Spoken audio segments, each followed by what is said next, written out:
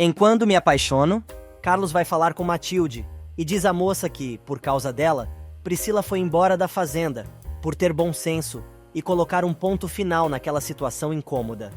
O rapaz admite que deveria ter contado à noiva que os dois foram namorados no passado, mas isso não significa que ela tenha direito de duvidar dele, pois o moço nunca deu motivos para isso. Chateado, o agrônomo avisa que não vai deixar que a moça interfira em suas amizades ou em seu trabalho, deixando claro que, ou ela confia nele e para com as besteiras, ou é melhor mesmo os dois terminarem tudo. Padre Severino chega em casa, e Marina diz ao tio que tomou uma decisão sobre seu futuro. A médica avisa ao sacerdote que aceitou a proposta de Saul, pois percebeu que a chegada dele ao povoado não poderia ser mais oportuna. O religioso diz que não vai respeitar aquela decisão da sobrinha, que está prestes a cometer uma loucura. Porém, a moça diz que o apoio de Saul durante a sua gravidez é exatamente o que ela precisa. Mas Severino lembra que o cara já fez a moça sofrer muito no passado. Mesmo assim, Marina não muda de ideia e afirma que o ex mudou, dizendo que tem certeza que ela e os filhos vão estar bem na companhia do rapaz. O pároco chega a dizer que está errado se apoiar em alguém por solidão e desamparo, mas não adianta. Marina diz que já tomou sua decisão e não vai voltar atrás, comunicando ao tio que vai partir no final de semana e não pretende voltar nunca mais. Na empresa, Adriana entrega a Matias o relatório financeiro dos clientes que precisam ser cobrados e Roberta se oferece para ajudar. Matias explica que geralmente quem faz isso é o departamento de contabilidade da empresa, mas a moça diz que não tem quase nada para fazer na empresa e não custa nada ligar e pedir aos clientes que acertem suas dívidas. O rapaz, então, resolve dar uma oportunidade para a ex-mulher e dá a ela todas as recomendações. No meio da conversa, Adriana resolve perguntar se, com a viagem dos pais, a moça não se sentiu meio sozinha na mansão. Roberta diz que não, pois está acostumada, já que mora lá a vida toda. Matias começa a rir, pois sabe onde Adriana quer chegar. Ela continua questionando a garota, que conta que não costuma sair muito e prefere ficar em casa vendo filmes. Adriana então quer saber qual a película que Roberta assistiu no dia anterior, e ela responde que na noite anterior estava muito cansada e acabou dormindo logo depois de chegar em casa. Assim que Roberta deixa a sala de Matias, Adriana diz ao noivo que a moça está mentindo novamente. Nesse meio tempo, Antônio liga para Isidro e conta que já tem as digitais de Renata, e foi mais fácil do que pensou, prometendo que vai mandar tudo no dia seguinte, pelo correio. Regina chega ao centro e conta a Inês que Constanza disse a mesma coisa que já tinha dito antes, e por isso não teve coragem de pegar Amparinho. A mulher conta que a cunhada tem prazo até o final de semana para devolver a menina à mãe e, se isso não acontecer, vai informar as autoridades sobre o abandono da garotinha. Preocupada, Inês diz à amiga que as duas não podem correr aquele risco. Regina diz que sabe disso e pede à mulher que procure a documentação de Corina o mais rápido possível, pois ela mesma vai tentar localizar a mulher. No interior, Severino vai ver Saul e exige que o rapaz se afaste de sua sobrinha e desapareça da vida dela para sempre. Mas o sujeito diz que a médica está muito crescidinha para que o tio resolve se meter na vida dela daquela maneira. Mas o sacerdote não tem medo e manda o sujeito voltar para o buraco de onde saiu, pois não vai medir esforços para defender a felicidade de sua sobrinha. Os dois discutem, porém Saul, mandando o religioso embora, avisa que é tarde demais, pois ele e Marina já decidiram iniciar uma vida juntos novamente. Renata e Jerônimo chegam à fazenda e percebem que Carlos não está bem. O moço conta que Priscila saiu da fazenda por causa de Matilde, pois não queria criar mais problemas com a moça. Carlos pede para ter um particular com Jerônimo no escritório, enquanto Matilde, em seu quarto, chora, contando para Manuela que acha que agora seu noivo se chateou de verdade. A cozinheira diz à moça que ela precisa deixar de ser tão caprichosa e briguenta, se não quiser perder o rapaz para sempre, e ela precisa aceitar que, dessa vez, exagerou. Para completar, a mulher diz a Matilde que ela precisa acreditar que é tão importante para Carlos que o rapaz a colocou acima da família dele. Porém, avisa que, se ela não se sente segura desse amor, precisa pensar bem se será capaz de ser feliz com o agrônomo. No escritório, Jerônimo descobre que foi Priscila quem quis ir embora da fazenda. Carlos diz que a enóloga só fez isso porque Matilde a obrigou a tomar aquela decisão. Linhares quer saber o que vai acontecer a partir daquele momento e o rapaz explica que vai continuar trabalhando com a amiga. Priscila aparece e resolve ouvir a conversa da janela, escondida para não ser vista. Jerônimo diz que não está falando de trabalho, e sim da relação que o amigo tem com Priscila e com Matilde. O rapaz jura que não tem relação nenhuma com a enóloga. Porém, Jerônimo alega que tem certeza que a mulher mexeu com ele. Finalmente, Charlie admite que voltar a ver a ex-namorada realmente o deixou balançado, pois, ao relembrar o que os dois tiveram, sentiu uma certa nostalgia, mas se enganou ao pensar que já tinha superado a relação. A nojenta, da janelinha, acaba concluindo que ainda pode ter esperanças em reconquistar o velho e bom Charlie. Nesse meio tempo, Augusto procura por Alzira para pedir desculpas por sua estupidez, quando a moça foi à Cruz do Amor para pegar o salário do falecido marido. O sujeito diz que vai mandar Aníbal entregar o dinheiro para ela, além de uma grana a mais, mas a campesina não quer aceitar. Só que o fazendeiro insiste, e vendo que realmente precisa de dinheiro, a moça acaba aceitando o pagamento. Enquanto isso, Severino vai à Bonita falar com Jerônimo, e diz que precisa contar algo muito importante sobre Marina, se desculpando com Renata por tocar naquele assunto. A moça diz que não tem problema, e o padre explica que a sobrinha tomou a decisão de deixar a cidade com um sujeito que a enganou, e a fez sofrer muito há algum tempo, e só Linhares pode impedir que a médica faça essa loucura. Na Cruz do Amor, Aníbal encontra Saul na sala, e diz que seu pai saiu, e não sabe que horas volta. Mas, nesse ínterim, o fazendeiro aparece e pergunta o que o sujeito está fazendo em sua casa. Saul explica que precisa falar com o comparsa, e é urgente. Os dois vão para o escritório, mas Aníbal percebe que tem algo errado. Na Bonita, Jerônimo diz que não pode acreditar que Marina queira voltar para a capital com Saul. Renata quer saber de quem se trata, e antes que o marido responda, Severino conta que o rapaz é um ex-namorado da médica, que destruiu o coração dela e agora apareceu, dizendo que está mudado.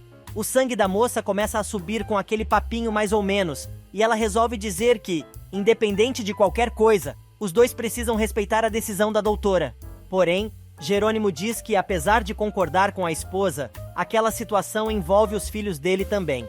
O padre dá razão ao investidor e diz que, se Linhares não interceder, os filhos dele poderão crescer junto a um salafrário e não podem permitir que isso aconteça. No escritório da Cruz do Amor, Augusto lembra a Saul que os dois combinaram que não poderiam ser vistos juntos. Porém, o Patife, dizendo que foi mal, diz que como ele já esteve na fazenda antes, não sabia que sua presença ali iria incomodar. Augusto então conclui que o que o rapaz foi fazer ali deve ser muito importante e pede para o sujeito desembuchar de uma vez. O cara conta que as coisas entre ele e Marina iam muito bem, pois a mulher até topou ir embora com ele da cidade. Só que o tio da moça foi procurar por ele, e aí as coisas começaram a se complicar. Do lado de fora, Aníbal escuta tudo.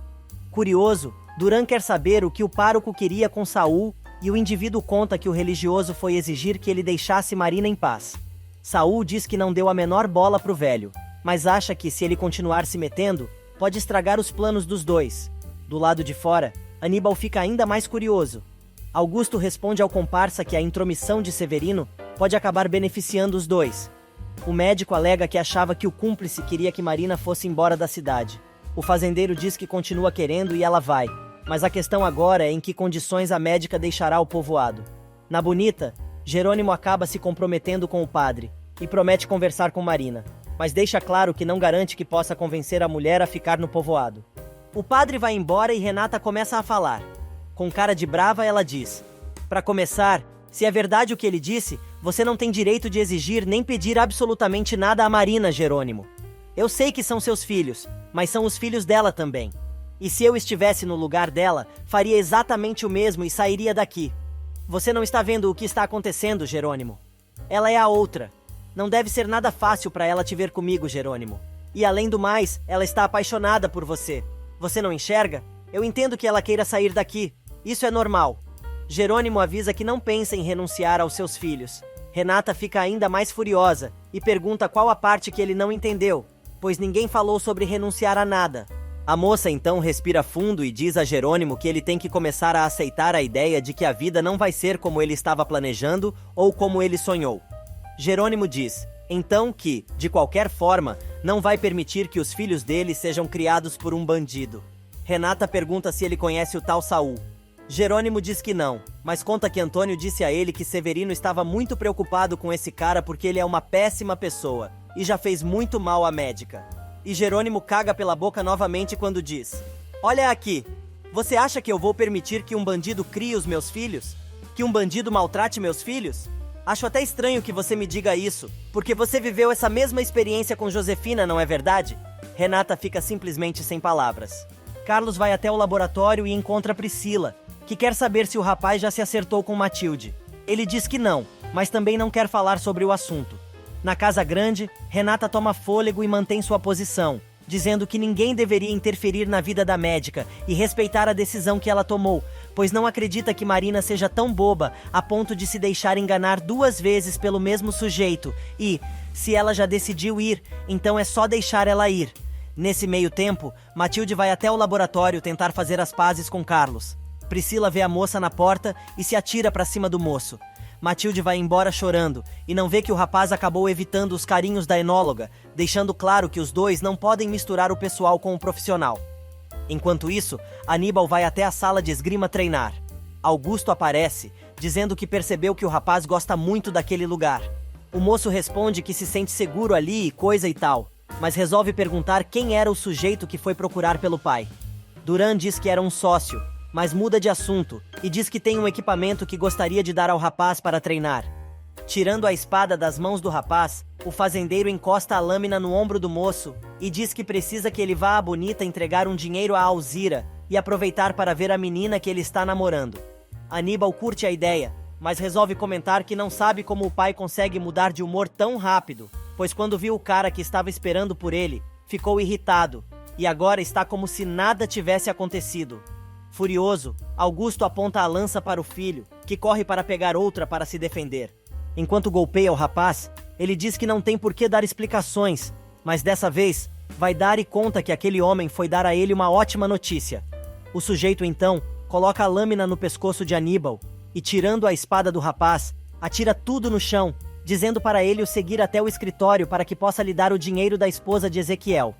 Nesse meio tempo, Saul liga para Marina e conta a ela que Severino foi falar com ele, mas deixou claro que os dois vão sair juntos da cidade e recomeçar uma vida na capital, pois, afinal de contas, aceitou ajudá-la, e é isso que está fazendo. Na Bonita, Jerônimo vai ao quarto falar com Renata e pergunta se ela está passando mal. A moça responde que está com um pouco de dor de cabeça e quer saber o que o marido deseja. Ele volta a falar no assunto Marina, e a mulher, antes que a discussão comece novamente, avisa que tenta entender o esposo, mas não muda de ideia, pois a médica é mãe das crianças e também tem direito a dar sua opinião. Enquanto isso, na empresa, Roberta vai à sala de Germano e enche o cara de beijo, mas a mulher do cara aparece e, por um triz, não pega o amasso dos dois. Gema diz que foi buscar o marido para almoçar e depois quer que os dois passem a tarde juntos. O tiozão diz que não vai dar e coisa e tal, mas ela joga na cara do sujeito que eles têm um trato, pois ela concordou em dar o dinheiro para ele investir nas empresas Monterrubio, em troca de que ele dedicaria seu tempo todinho só para ela e espera que ele cumpra o acordo literalmente, reclamando que ele chegou muito tarde em casa no dia anterior. Depois de ouvir tudo, Roberta resolve se retirar. Gema adverte ao marido dizendo que não quer problemas e é melhor ele se comportar direitinho ou vai tirar dele o brinquedinho novo. Em sua sala, Roberta pensa em voz alta e diz que não sabe como o amante aguenta ficar com aquela velha decrépita. O celular da garota toca e ela fala com o aparelho dizendo: "Ah, querido, você acha mesmo que vou te atender? Você está aí com a sua mulher, então você que aguente e fique com ela." O telefone toca de novo e outra vez a garota fala com o aparelho dizendo: "Espero que entenda que não vou te atender para ver se assim você me valoriza, idiota." Lendo os jornais, Roberta acaba descobrindo que Selena e Diego vão se casar. A moça fica morrendo de ódio e amaldiçoa o casal. Nesse meio tempo, em Enseada, Jerônimo vai à casa paroquial falar com Marina. Ele diz que ficou sabendo que a médica pretende sair da cidade com o ex-namorado dela. A moça começa a rir e diz que com certeza foi seu tio quem contou tudo. Linhares diz que sim, mas avisa que não pode deixar que ela vá embora com aquele sujeito, pois não o agrada que seus filhos sejam criados por uma pessoa como Saul. Antônio chega à casa paroquial e decide escutar a conversa, escondido. Marina acaba repetindo as palavras do salafrário do ex e diz a Jerônimo que a situação está muito cômoda para ele, pois tem a mãe dos filhos e a esposa ao alcance de suas mãos. Linhares diz que não se trata disso e quer que ela recomece sua vida, mas ao lado de um bom homem. Marina deixa claro que essa decisão é dela e de mais ninguém, e diz que pensou que o homem certo fosse ele, mas se enganou. Por isso, Não vai permitir que o cara controle sua vida e deixa claro que a mãe de seus filhos e a esposa dele não podem ficar juntas no mesmo lugar. Para a surpresa de Jerônimo, a médica manda ele escolher entre Renata ou ela e os filhos. Severino chega em casa e pega Jerônimo conversando com Marina, como os dois haviam combinado. A médica, furiosa, diz ao tio que já sabe que foi ele quem mandou o investidor ir falar com ela. O sacerdote resolve se retirar, dizendo que, pelo visto, chegou na hora errada. A mulher diz ao padre que não saia, pois está esperando uma resposta de Jerônimo, pois, se ele quiser saber dos filhos, terá que ir aonde também a convenha, esperar que as crianças nasçam e que ela esteja pronta para que ele os conheça. Antes disso, não. Jerônimo, sem ter o que dizer, avisa que é melhor terminar aquela conversa em outro momento e vai embora. Sozinha com o tio, Marina avisa a ele que não adianta o que ele fizer, não vai mudar de opinião. Severino vai atrás de Jerônimo, que diz que fez tudo o que pode e que se sente muito mal, por não poder fazer nada. Na capital, Gonçalo vai falar com Constanza, que apresenta Amparinho ao irmão, dizendo que a criança veio para mudar sua vida, mas ninguém quer entendê-la. O homem tenta, de todas as formas, fazer com que a irmã entenda aquela situação e os problemas que ela está se metendo, mas não adianta nada. O cara chega a implorar para que a socialite não se apegue mais à criança, que mais cedo ou mais tarde vai embora, pois assim ela sofrerá menos. No manicômio, Josefina diz a Branca que as duas vão dar sua primeira saída naquela noite, pois soube que Gonçalo e Regina já voltaram da lua de mel e acha que aquele é o momento ideal para deixar seu ex-marido viúvo. Branca diz que não é assassina, mas a Bruaca avisa a comparsa que as duas estão no rolo juntas, e assim como ela ajudou a mulher com seu dinheiro a se vingar de Constanza, agora vai ajudá-la a acabar com Regina. Assustada, Branca alega que o plano de Josefina é muito perigoso, mas a mulher não quer saber e diz: "Olha, quando a gente tem coragem, nada é perigoso. Esse mundo é dos valentes, não dos covardes. Por isso, queridinha, você tem até a meia-noite para encontrar essa coragem, tá certo?" E dá 2 tapinhas na cara da falsária. Enquanto isso, no interior, Aníbal aparece na Bonita e encontra Alison, dizendo que foi até lá na caminhonete do pai que emprestou o carro, pois na verdade, ele foi levar um dinheiro para Alzira, porém, estava com muitas saudades da moça. Manuela aparece e pega os dois se beijando. Ela chama a atenção da neta e pede para ficar sozinha com a moça. Antes de ir, o moço assume toda a responsabilidade pelo beijo e diz que está levando a mocinha muito a sério. Mas, quando fica sozinha com a neta, a cozinheira quer saber o quanto a menina gosta do rapaz. Sorrindo, Alison diz que gosta muito de Aníbal. Na capital, Karina diz a Lázaro que está com saudades da fazenda e o rapaz diz que está sentindo a mesma coisa. Os dois então resolvem antecipar a volta da lua de mel e regressar para o interior.